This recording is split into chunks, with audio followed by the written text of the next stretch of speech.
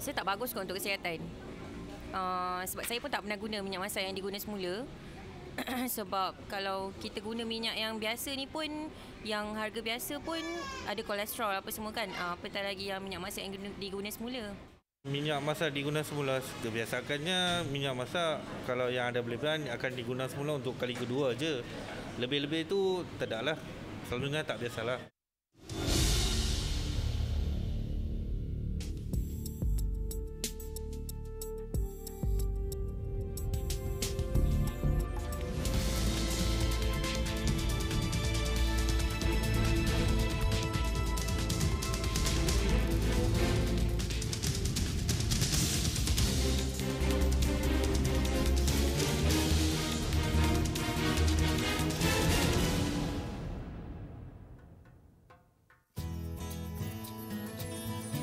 Mengitar semula minyak masak kelapa sawit menjadi bahan bakar atau biodiesel agak janggal bunyinya.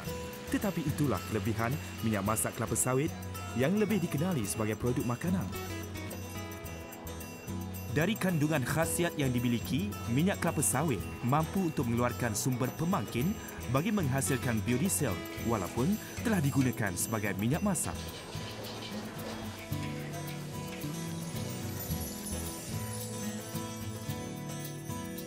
Dalam 2 kali. Nampak dia dah bertukar color tu, memang kita orang dah tak pakai dah. Kementerian Kesihatan sepatutnya ambil tindakan lah. Sebab minyak masak yang diguna semula ni, dia bila kita dah masak ayam apa semua ikan kan, kandungan yang dalam minyak masak tu kita tak tahu kebersihan dia tahap mana. Walaupun telah digunakan sebagai perantara untuk menggoreng makanan, sisa minyak masak yang boleh memudaratkan kesihatan menjadi sumber bagi pembikinan biodiesel.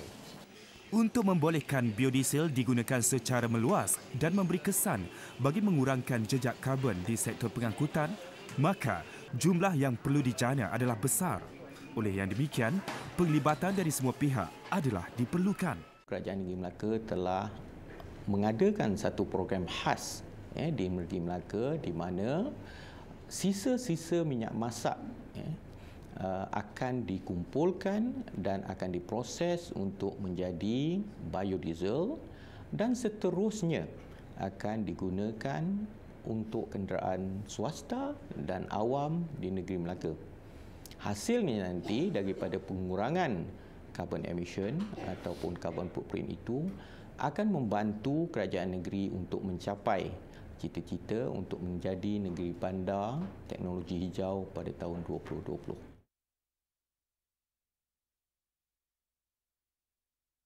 Cuma akan nampak tong tu disediakan di setiap lorong. Jadi kami sebagai suri rumah tangga ni cuma tahu minyak tu untuk dikompol saja, kami pun hantar saja. Tapi kami tak tahu yang minyak tu untuk apa. Sebelum menyertai program ni, minyak yang telah kami gunakan, kami tidaklah membuangnya merata-rata. Contohnya macam membuang di longkang, membuang di parit. Ya. Sebab kami juga termaktub dalam peraturan GMP di mana minyak yang kami telah gunakan kami perlu lupus. Tetapi disebabkan tidak sepatutnya masuk ke dalam parit, so sebelum ni adalah individu yang datang mengambil minyak tersebut. Cuma kami tidak pasti minyak tersebut dibawa ke mana dan untuk apa. Kami diarahkan untuk menyertai program biodiesel Negeri Melaka. Ia membawa banyak manfaat pada kami. Selain daripada kami tahu ke mana arah tuju minyak recycle, sedangkan selama ni kami tak tahu minyak recycle yang kami lupuskan tu, tak tahu dia akan pergi ke mana. Dengan adanya program yang sebegini, sekurang-kurangnya kami tahu minyak itu akan dipenambahbaikkan ke arah sesuatu yang lagi baik dan pada masa sama kami juga menyumbang ke arah pemeliharaan alam sekitar. Pun begitu, sisa minyak masak perlu dikumpulkan dalam jumlah yang mencukupi atau dalam erti kata lain, penghasilan biodiesel yang ekonomik memerlukan kerjasama masyarakat setempat. Pihak Perbadanan Hang Tuah Jaya selaku Sekretariat Program Biodiesel Melaka akan berterusan menjalankan program penerangan kepada orang ramai mengenai kebaikan mengitar semula sisa minyak masak kepada biodiesel.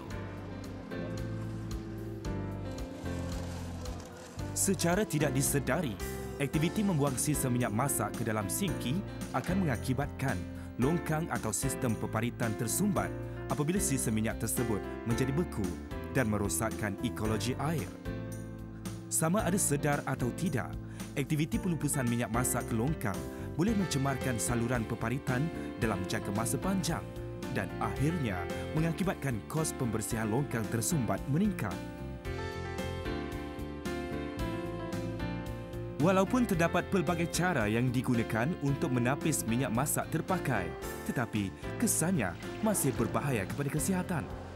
Dari uji kaji yang dilakukan, menunjukkan minyak masak terpakai yang telah melalui pelbagai lapisan penapisan akan kembali jernih, tetapi masih terdapat bahan asing terampai dan juga bau yang tidak dapat dinyahkan. Ini kerana apabila minyak masak itu digoreng pada suhu kepanasan yang tinggi, kualiti minyak akan menurun sehingga 25%. Keadaan ini menyebabkan minyak tersebut bertukar warna dan kandungan vitamin dalam minyak masak akan rosak serta-merta. Tindak balas ini boleh membahayakan kesihatan sekiranya minyak masak tersebut digunakan berulang kali dan tidak ditapis dengan betul. Minyak masak yang diguna semula, dia memberi kesan yang sangat bahaya ya kepada kesihatan kita. Terutamanya apabila minyak itu digunakan lebih daripada satu kali. Dia antara penyumbang faktor kepada kanser. Selain daripada itu, menyebabkan penyakit darah tinggi dan juga penyakit hati yang kronik.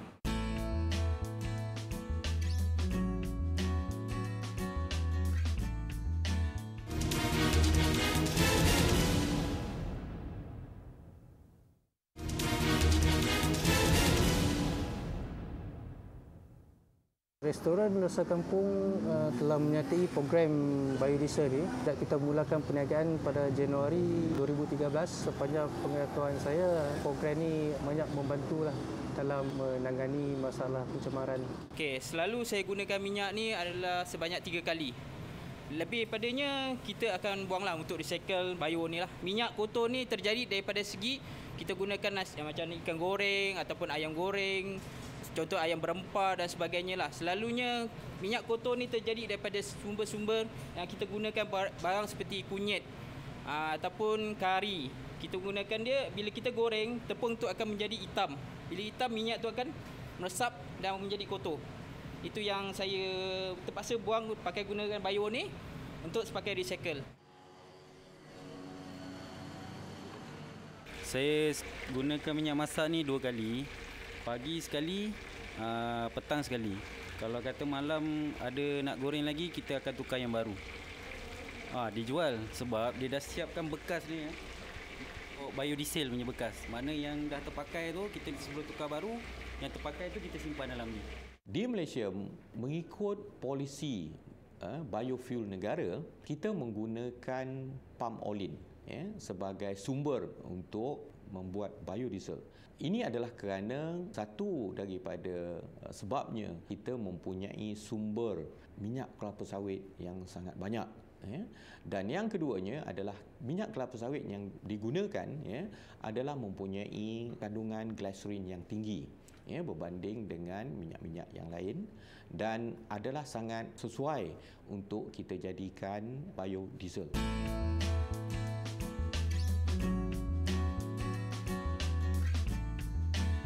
Untuk polisi kita sekarang, biodiesel yang dijual adalah B10, di mana 10% adalah campuran biodiesel dan 90% lagi adalah daripada diesel biasa ataupun fosil diesel.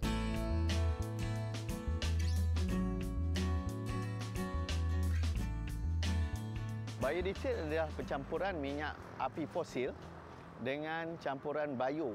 Ia bergantung kepada sesetengah negara. Biodiesel ni datangnya daripada tanaman seperti sawit, di Malaysia sawit, jagung dan soya. Untuk alam sekitar, ia cukup bagus untuk ia dapat mengelakkan pencemaran di mana kalau menggunakan biodiesel, pengeluaran karbon monoksida daripada kenderaan adalah kurang. Dan untuk kenderaan, ia tidak menjejaskan sebarang prestasi kenderaan tersebut. Biodiesel telah mula dipasarkan secara meluas ke seluruh stesen minyak di Johor Melaka, Selangor, Negeri Sembilan dan Putrajaya mulai Jun 2011. Minyak dulu dan sekarang ni lebih baik daripada minyak dulu biodiesel lah. Sebab apa, dia punya pergerakan bas, enjin, pick up dia lebih daripada yang dulu.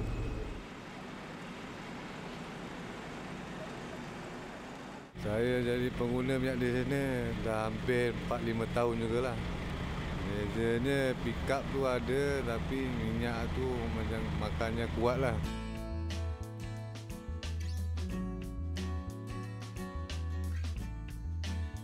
Sisa minyak masak yang telah dikumpulkan ini akan dibawa ke kilang pemprosesan di Johor. Di kilang ini kita akan memastikan bahawa sisa minyak masak ini adalah bersih sebelum kita proses untuk menjadi biodiesel. Semasa di pusat pengumpulan lagi, kita akan mengadakan tagging atau mengenal pasti punca di mana minyak masak ataupun tempat minyak masak yang diambil dan juga jenis-jenis minyak masak yang kita ambil. Mungkin dia akan datang daripada kilang, mungkin datang daripada gerai makan ataupun pasar malam.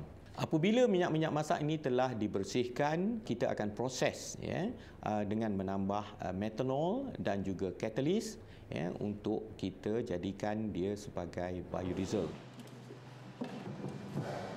Penghasilan biodiesel daripada minyak masak terpakai adalah sama dengan proses pengeluaran biodiesel yang menggunakan minyak sawit.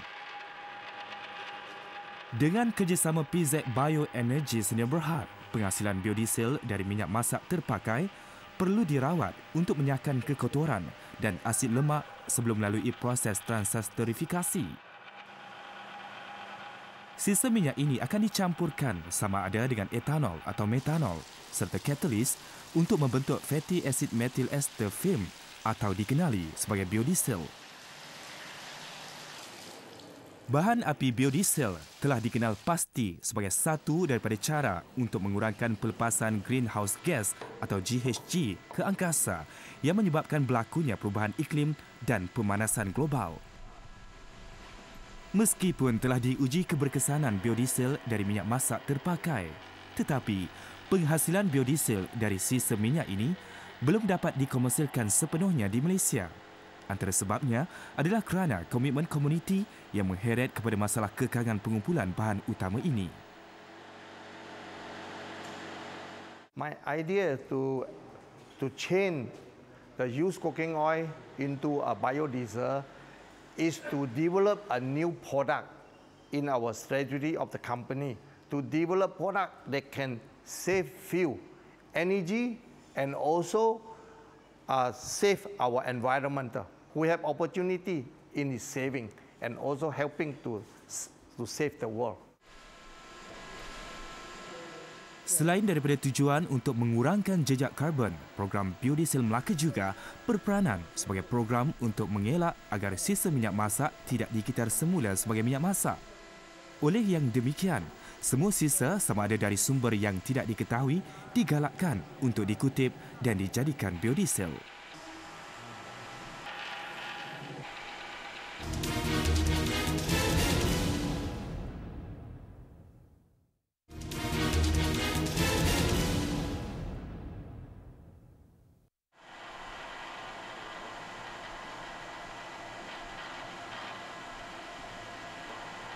Biodiesel daripada minyak masak terpakai, ia lebih menjimatkan, lebih bertenaga, lebih berkuasa tinggi.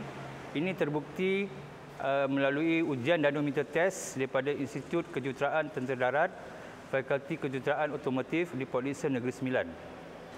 Setakat ini, PZ Bioenergy mengeluarkan 100 metrik tan sehari. Kami memasarkan di beberapa negeri di Malaysia dan ekspor di China, Australia dan Turki. Kepentingan biodiesel di masa hadapan, kami dapat membantu mengurangkan pemanasan global secara keseluruhan dan dapat menggantikan diesel yang sedia ada sebagai alternatif fuel untuk enjin atau jentera-jentera yang menggunakan diesel sebagai sumber bahan api. Dari mencemarkan alam sekitar dan memudaratkan kesihatan, kini fungsinya telah bertukar menjadi bahan api mesra alam yang dikenali sebagai biodiesel. Bahan api alternatif ini sebenarnya bukan baharu di Malaysia. Sebaliknya, telah pun diperkenalkan sejak tahun 2005 lagi. Pada awalnya dikenali sebagai B5 kerana adunan 5% biodiesel sawit dan 95% diesel petroleum. Kemudian, peratus biodiesel telah ditambah menjadi B10, iaitu 10% biodiesel sawit dan 90% diesel petroleum.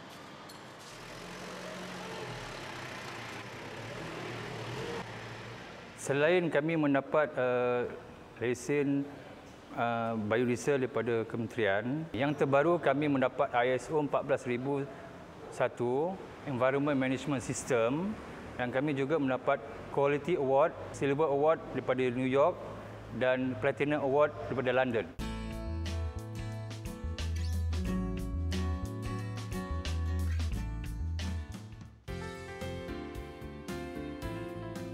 Lain pula di Lembaga Kelapa Sawit Malaysia MPOB yang menghasilkan biodiesel dari minyak kelapa sawit yang asli. Keperluan semasa ini membuka ruang kepada MPOB untuk memperluaskan lagi penggunaan biodiesel kepada pemilik kenderaan awam. Ini bertepatan dengan dasar biobahan api negara kerana sejak Februari 2009 lagi, MPOB telah melakukan tempoh percubaan penggunaan biodiesel B5 dan B10 kepada kenderaan Angkatan Tentera Malaysia, Dewan Bandaraya Kuala Lumpur dan juga kenderaan milik kerajaan. Selain usaha untuk mengurangkan kebergantungan terhadap minyak diesel yang semakin menyusut di seluruh dunia, usaha ini juga adalah salah satu langkah penyelesaian kepada pembangunan industri teknologi hijau. Bahan api berasaskan sumber alam ini turut memberi daya hayat enjin yang panjang serta daya pejutan yang tinggi bagi kenderaan berat dan pacuan 4 roda. Selain digunakan untuk kenderaan, biodiesel turut digunakan untuk industri perkilangan. Terpulanglah kepada pengguna bahan api diesel untuk sama-sama menyahut seruan kerajaan bagi mengurangkan jejak karbon dengan menggunakan B10 kerana boleh membantu memelihara alam sekitar serta menjimatkan kos penyelenggaraan